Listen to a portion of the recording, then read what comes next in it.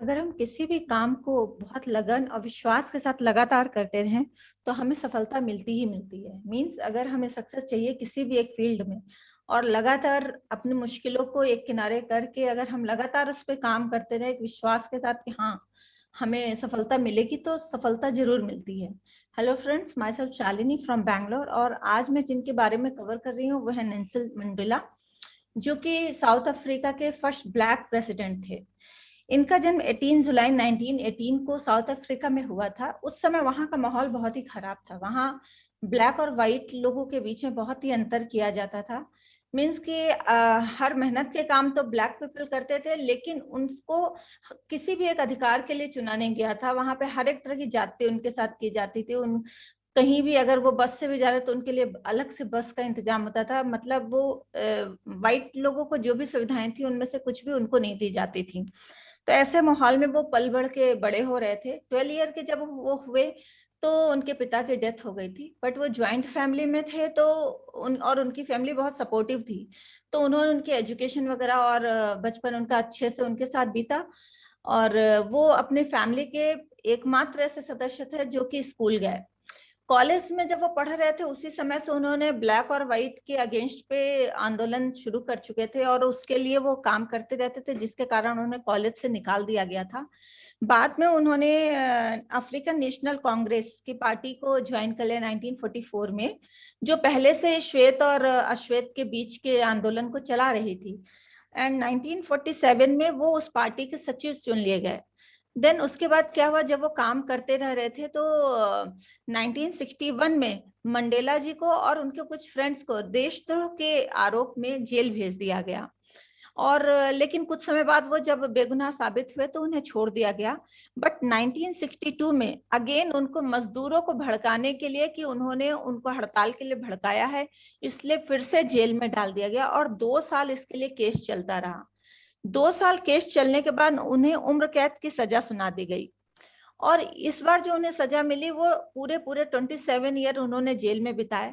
But वहां भी उनका डिटर्मिनेशन नहीं टूटा। वहां भी वो अपने लिए काम करते रहे। वहां भी जो श्वेत और अश्वेत दोनों तरह के कैदी थे, वहां पर भी उन्होंने अपने थॉट्स को लोगों के बीच शेयर करना शुरू कर दिया। उसके बाद 1989 में जब पार्टी चेंज हुई और तो वहां पर एक उदारवादी नेता आए जिनका नाम था FW क्लार्क। उन्होंने साउथ अफ्रीका में जब वो प्रेसिडेंट बने तो उन्होंने श्वेत और अश्वेत के बीच के सारे जितने भी इलीगल चीजें थी, मतलब जो नहीं कर सकते थे, वो सारे रूल्स हटा दिए और दोनों को बराबरी का दर्जा दे दिया। और उन्होंने जेल से जितने भी लोग थे, मतलब कि छोटे मोटी चीजों के लिए भी बंद कर दिए गए थे बिकॉज ऑफ कि वो ब्लैक हैं, तो वो भी छोड़ दिए गए। और उसके बाद मंडेला जी को भी छोड़ दिया गया, निकाला गया। देन उसके बाद जब वहां पर फिर से इलेक्शन हुआ तो इलेक्शन में मंडेला जी 1994 में बहुमत के साथ वहां के फर्स्ट ब्लैक प्रेसिडेंट बने। और 27 ईयर इतना लंबा समय है कि उस बीच मतलब उतने में कोई भी अपने ख्यालों को अपने मतलब अपने ड्रीम्स को इजीली छोड़ सकता था। बट वो गांधीवाद को मानते थे, गांधी जी को फॉलो करते थे, इसीलिए उन्हें अफ्रीकन गांधी भी कहा जाता है। और 10th में 1994 में उन्हें क्या उन्होंने उन्हें 10th में 1994 में वो फर्स्ट ब्लैक प्रेसिडेंट बने और उन्हें अफ्रीकन गांधी भी कहा जाता है। और उन्हें 1990 में भारत रत्न की उपाधि भी दी गई, जो कि सेकंड फॉरेनर पर्सन है। फर्स्ट थी वो कौन लेडी थी, एक थी याद नहीं आ रहा नाम मुझे। तो ये सेकंड, हाँ, मदर टेरेसा। मदर टेरेसा थी जिन्हें फर्स्ट टाइम एज अ वो फॉरेनर थी लेकिन फिर भी उन्हें भारत रत्न की उपाधि दी गई। और ये सेकंड पर्सन थे विदेशी होते हुए भी इन्हें भारत रत्न की उपाधि दी गई।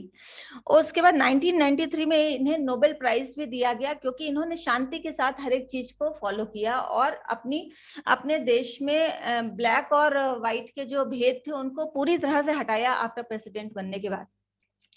तो इनकी स्टोरी से मुझे एक यही बहुत अच्छी बात लगी कि 27 ईयर जब ये जेल में रहे तो जेल में भी इन्होंने बहुत कठिनाइयां झेली। बट वहां की कठिनाइयों से घबराकर इन्होंने अपनी डिटर्मिनेशन को नहीं छोड़ा।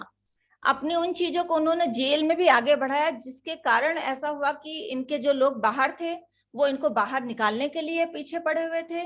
और जो उदारवादी नेता जो आए क्लार्क, उन्होंने भी उन चीजों को हटाया उस भेद को हटाया, श्वेत और श्वेत को बराबरी का दर्जा दिया, because of his determination only.